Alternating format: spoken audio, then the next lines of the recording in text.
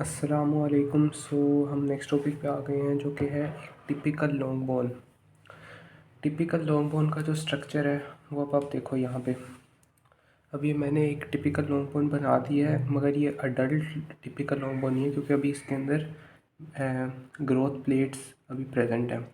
तो सबसे पहले हमने बोन को किन दो पार्ट्स में डिवाइड करना है। ये हमारा जो पहला पार्ट है सेंटर में, ये हमारे पास डायाफाइसिस, या इसको हम कहते हैं शाफ्ट।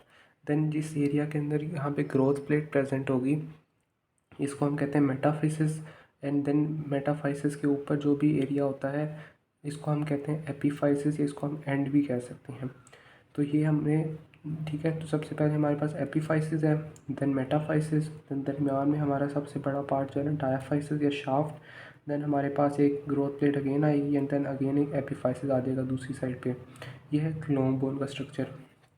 और आउटसाइड टू इनसाइड आप लेयर देखो, सबसे पहले आउटसाइड कौन सी लेयर होगी? पेरियोस्टियम। पेरियोस्टियम क्या होता है? Connective tissue around the bone, ठीक है। और पेरियोस्टियम कहाँ पे प्रेजेंट नहीं होता? जहाँ पे भी बोन जॉइंट्स बना रही होगी किसी और बोन के साथ, यहाँ पे हमारे पास पेरियोस्टियम की जगह आर्टिकुलर कार्टिलेज प्रेजेंट होगी।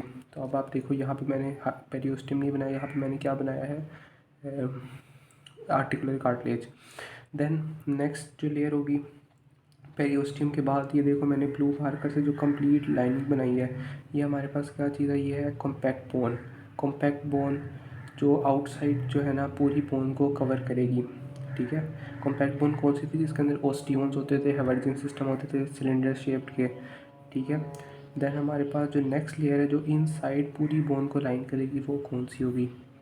अब पेरी, पेरी का मतलब है अराउंड, तो अंदर कौन सी होगी? एंडोस्टियम। थर्ड लेयर हमारे पास होगी ये एंडोस्टियम की। फर्स्ट लेयर हमारे पास थी periosteum, second layer compact bone, third layer हमारे पास आती है एंडोस्टियम, जो कि अंदर की तरफ कॉम्पैक्ट बोन से अंदर की तरफ पूरी बोन को लाइन कर रही होगी, ठीक है। ये भी है कनेक्टिव टिश्यू। देन फोर्थ जो लेयर आती है वो हमारे पास आती है स्पॉन्जी बोन। स्पॉन्जी बोन एंडोस्टियम की इनर साइड पे जो है ना हमारे पास कंप्लीट पूरी बोन को लेयर कर रही होगी स्पॉन्जी बोन। स्पॉन्जी बोन का स्ट्रक्चर, और ये दो टाइप्स है बोन की। तो हमारे पास फर्स्ट लेयर क्या थी? Connective tissue. सेकंड लेयर थी बोन का एक type compact bone. Third layer थी एंडोस्टियम कनेक्टिव टिश्यू, और फोर्थ लेयर फिर बोन की एक टाइप जो कि है स्पॉन्जी बोन। स्पॉन्जी बोन में क्या स्ट्रक्चर होता है कि इसमें स्पिक्यूल्स प्रेजेंट होते हैं, इंटरकनेक्टेड ट्रेबेक्युली होते हैं, और उनके दरमियान में हमारे पास बोन मैरो प्रेजेंट होगा। और अगर हम देखें एपीफाइसिस के लेवल पे एंड पे, अब यहाँ पे फ़र्क आ जाता है। अगर हमने फिफ्थ पार्ट को देखना है ना सबसे अंदर क्या होता है, तो अगर हम एपीफाइसिस में देखेंगे एंड पे देखेंगे तो उसमें अंदर भी सारा स्पॉन्जी बोन ही प्रेजेंट होती है, उसके अलावा कोई नहीं। तो फोर्थ लेयर हमारी स्पॉन्जी बोन पे आके ख़त्म हो जाएगी। Outside to inside spongy bone ही होगी सिर्फ, और उसके अंदर बोन मैरो होगा। इस एपीफाइसिस में भी ऐसे ही होगा। पेरियोस्टियम कॉम्पैक्ट बोन है अंदर, एंडोस्टियम, और फिर अंदर सिर्फ और सिर्फ क्या भरी होगी? स्पॉन्जी बोन पड़ी होगी। लेकिन जब हम आ जाते हैं सेंटर शाफ्ट के सेंटर में, शाफ्ट जिसको हमने क्या था? डायाफाइसिस। तो इस पार्ट के अंदर जो है हमारे पास स्पॉन्जी बोन के अंदर एक ऐसी कैविटी सी बन जाती है। एम्प्टी एक कैविटी क्या होती है? इसको हम कहते हैं मेडुलरी कैविटी। मेडुलरी कैविटी के अंदर क्या होता है? सिर्फ और सिर्फ बोन मैरो होता है। मेडुलरी कैविटी में क्या होता है? सिर्फ और सिर्फ बोन मैरो, इसमें बोन टिश्यू कोई भी नहीं होता। ये बात आपने सबसे पहले याद रखनी है कि बोन मैरो जो हम कहते हैं ना, बोन मैरो एक्चुअल में बोन टिश्यू नहीं है। बोन टिश्यू वो होगा, बोन टिश्यू की जब टर्म हम यूज़ करते हैं तो हम नाम दे रहे होते हैं एक टाइप ऑफ कनेक्टिव टिश्यू। वो टाइप ऑफ कनेक्टिव टिश्यू क्या है? एक स्पेशलाइज्ड बोन को अगर हम डिफ़ाइन करना चाहें तो एक specialised form of connective tissue, जिसका एक स्पेशल जो है ना मैट्रिक्स होगा, और उसका एक स्पेशल टाइप के सेल्स होंगे उसके अंदर। वो बोन टिश्यू के अंदर कौन से टाइप के सेल्स होते हैं हमारे पास? ओस्टियोसाइट्स और ओस्टियोक्लास्ट वगैरह, और प्लस उसका एक स्पेसिफिक मैट्रिक्स होगा जिसके अंदर कोलेजन वगैरह होगा। लेकिन बोन मैरो जो चीज़ होती है, bone marrow it is not, ना ये बोन है और ना ही ये कनेक्टिव टिश्यू है।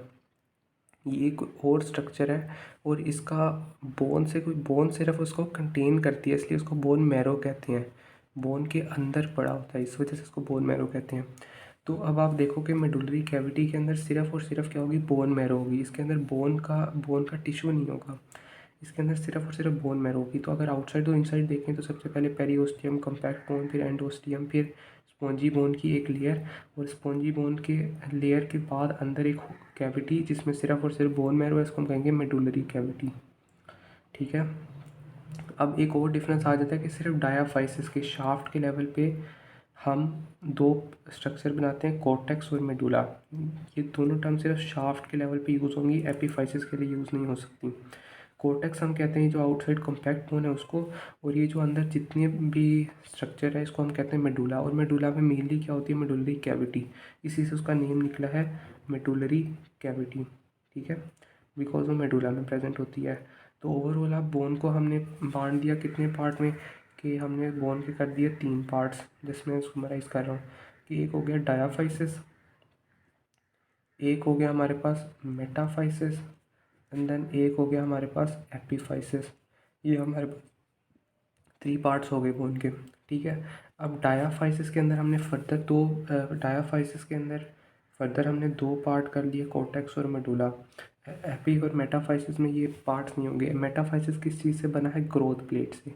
ग्रोथ प्लेट एक लेयर होती है, पार्ट होता है हाइलिन कार्टिलेज से बना। इसका मकसद क्या होता है, ग्रोथ के बर्थ के बाद भी बोन्स ने ग्रो करना होता है अपनी लेंथ में। तो इस मकसद के लिए इसके अंदर ये कार्टिलेज प्रेजेंट होता है। इसको मैं आगे डिस्कस करूँगा कि कैसे ग्रोथ होती है, बट अभी आप बस इतना याद रखो कि यहाँ पे मेटाफाइसिस में ग्रोथ प्लेट प्रेजेंट होती है, और ये इन दोनों पार्ट्स को एक साथ जो है ना जॉइन नहीं होने देती, इनके दरमियान में जो है ना ये प्रेजेंट है। तो ये हमारे पास होगी, और ये जब एज कंप्लीट हो जाती है, ग्रोथ की एज कंप्लीट हो जाती है, एक स्पेसिफिक एज के ऊपर जाके, हर बोन के लिए एक स्पेसिफिक एज है, उस स्पेसिफिक एज पे जाके उसकी ग्रोथ प्लेट ख़त्म हो जाएगी, और उसके एपीफाइसिस उसके डायाफाइसिस से शाफ्ट से ज्वाइन कर जाएगा, जिसको हम कहते हैं क्लोजर ऑफ एपीफाइसिस। इस टर्म को हम क्या कहते हैं, क्लोजर ऑफ एपीफाइसिस। के वो एपीफाइसिस अब आपको डिस्टिंक्ट नज़र नहीं आएगा, लहदा नज़र नहीं आएगा, वो बोन के साथ ज्वाइन कर चुका होगा। और एक और चीज़ जो मैं यहाँ पे डिस्कस करना चाहता हूँ ये है कि बोन मैरो अब आपको नज़र कहाँ कहाँ पे आएगी। अब जब भी आप देखोगे मेडुलरी कैविटी को, इस स्ट्रक्चर को, जो सिर्फ किसमें, डायाफाइसिस के मेडुला में सेंटर में जो प्रेजेंट है एक एम्प्टी कैविटी, मेडुलरी कैविटी, इसके अंदर हमारे पास सिर्फ और सिर्फ बोन मैरो होता है। लेकिन जो स्पॉन्जी बोन होती है, स्पॉन्जी बोन स्पेशली कहाँ पे होती है, एपीफाइसिस में, और डायाफाइसिस के अंदर भी सिर्फ और सिर्फ क्या कर रही होती है, लाइन कर रही होती है इनसाइड। ठीक है, इसमें सिर्फ और सिर्फ ये एक स्मॉल सी लाइनिंग बनाती है इनसाइड, और बाकी सेंटर में एब्सेंट होती है। तो बोन मैरो के अंदर भी स्पॉन्जी बोन के अंदर भी बोन मैरो प्रेजेंट होगा। तो बोन मैरो हमारे पास 2 फॉर्म में प्रेजेंट होता है, एक विद बोन होगा तो स्पॉन्जी बोन के साथ होगा, और विदाउट बोन तो वो मेडुलरी कैविटी के अंदर होगा। ठीक है। और अब हमारे पास एक और कॉन्सेप्ट आप समझ लो कि एंडोस्टियम और पेरियोस्टियम, ये दोनों जो कनेक्टिव टिश्यूज़ हैं, एक तो इनके अंदर पेरियोस्टियम के अंदर स्पेशली क्या होता है, वेसल्स और नर्व्स पास कर रही होती हैं।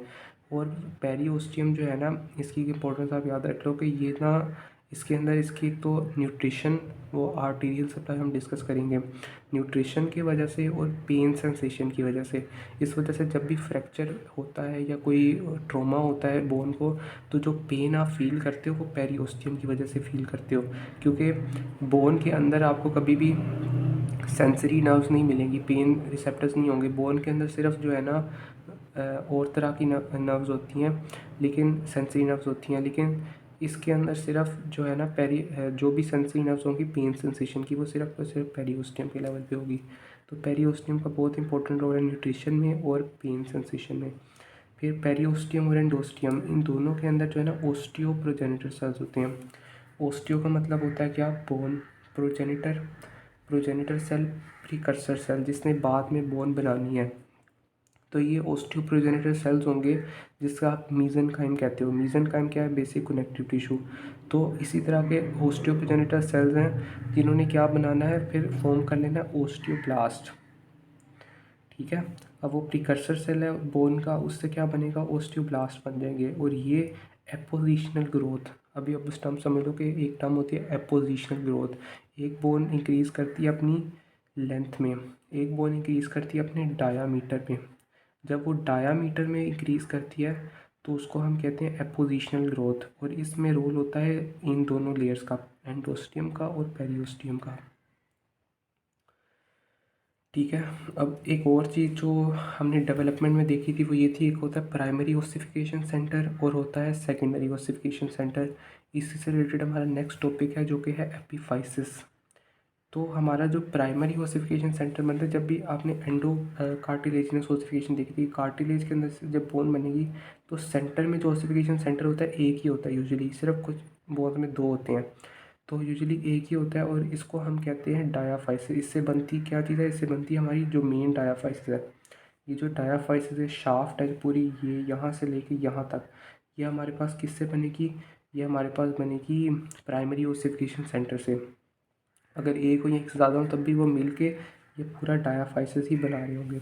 और एपिफाइसिस जो जो भी एंड है ये है, और इस तरफ है ये एक लॉन्ग बोन में, और एक इरेगुलर बोन में रैंडमली, जैसे वर्टिब्रा में डिफरेंट प्रोसेस होते हैं, स्पाइनस प्रोसेस और भी डिफरेंट प्रोसेस होते हैं आर्टिकुलर, तो वो सारे जितने भी प्रोसेस होंगे हर प्रोसेस का यूजुअली अपना एक एपिफाइसिस होगा, एक जो है ना अलग से पार्ट होगा जो कि डिस्टिंक्ट होगा from the diaphysis through this articular cartilage, through this growth plate.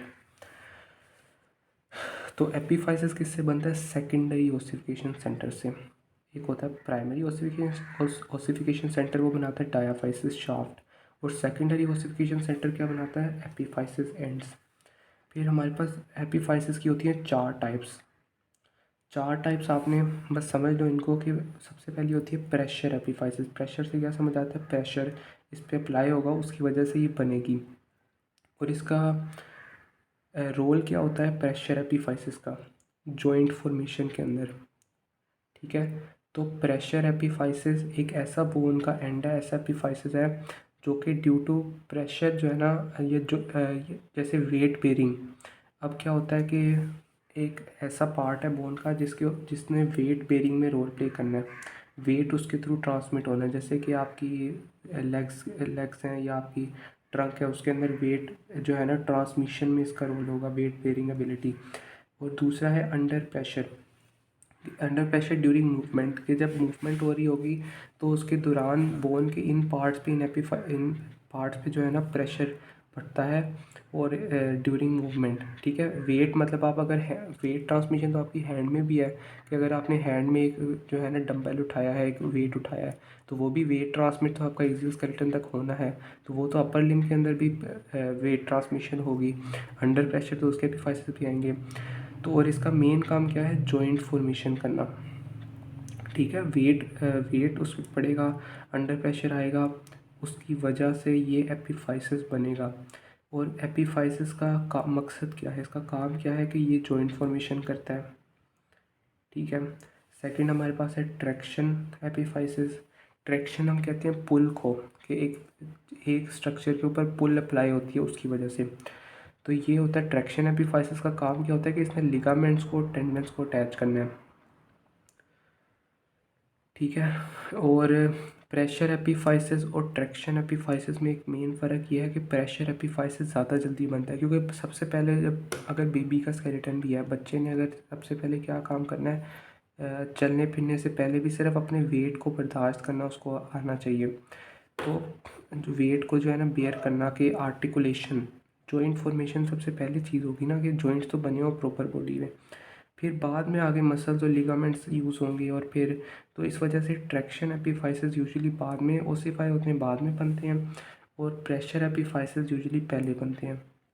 ये एक फ़र्क है। फिर हमारे पास थर्ड नंबर पे आ जाता है एटाविस्टिक एपिफाइसिस। एटाविस्टिक एपिफाइसिस को आपने इस तरह याद रखना है कि दूसरे एनिमल्स में ये प्रोसेसेस सेपरेट बोन्स की तरह कर रहे थे, लेकिन हमारे अंदर ह्यूमंस के अंदर आके ये उस बोन के साथ फ्यूज़ करके उसके एपिफाइसिस के तौर पे है। अब वो एक सेपरेट बोन नहीं है, अब वो एक उसके साथ अब वो उस एक बोन का, एक मिल के एक बोन का पार्ट बन चुके हैं। ठीक है। मतलब अब अगर आप देखो एक दूसरे ऑर्गेनिज्म के अंदर ये एक बोन थी, ये उसके साथ एक बोन थी, और ठीक है ऐसे करके ये दो बोन्स थी, लेकिन ह्यूमन के अंदर क्या हुआ कि ये पार्ट उसी का एक जो है ना उसी का एक ऐसे करके दोनों फ्यूज़ हो गए और वो उसी का एक एपिफाइसिस बन गया। तो इसको हम कहेंगे एटाविस्टिक एपिफाइसिस। की एग्जांपल है कोराकोइड प्रोसेस और स्कैपुला। फिर एबरेंट एपिफाइसिस क्या होता है? एबरेंट एपिफाइसिस होता है एबनॉर्मल। एबरेंट को याद रखना है, एबनॉर्मल। तो एक्स्ट्रा या एबनॉर्मल एपिफाइसिस बनेगा कैसे? एक्स्ट्रा और एबनॉर्मल एपिफाइसिस इसमें बस आप इतना इसी एग्जांपल याद रख लो कि एक्स्ट्रा और एबनॉर्मल एपिफाइसिस की रीज़न कोई बनने की भी रीज़न कोई ख़ास नहीं है, ये यूजुअली तो प्रेजेंट होगा नहीं, कोई किसी मसले की वजह से ये बनेगा।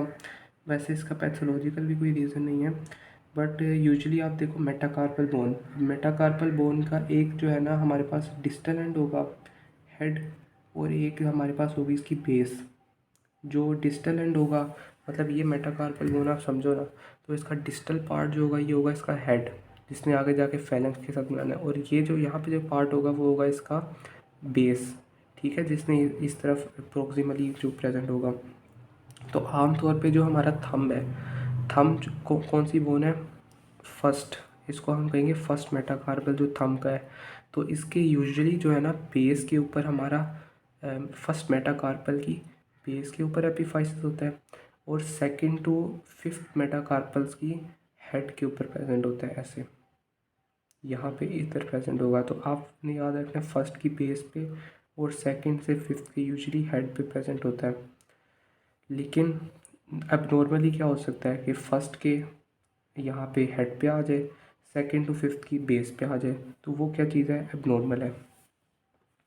तो चार टाइप के एपिफाइसिस होते हैं। प्रेशर, ड्यू टू प्रेशर बनेगा, और इसका काम है जॉइंट फॉर्मेशन। बस अगर आप इतना याद रख लो ना इन टॉपिक्स के बारे में, प्रेशर एपिफाइसिस क्या होता है, ट्रैक्शन क्या होता है, एटाविस्टिक क्या होता है, बस इतना पता होना बहुत है।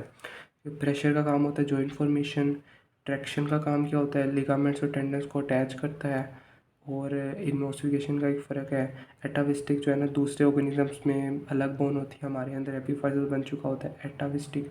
और एबरेंट एबरेंट एबनॉर्मल एपिफाइसिस है जो नॉर्मली प्रेजेंट नहीं होता, इसकी एग्जांपल है मेटाकार्पल बोन। तो बस इस तरह आपका जो है ना इंशाल्लाह ताला इजीली कवर हो जाएगा।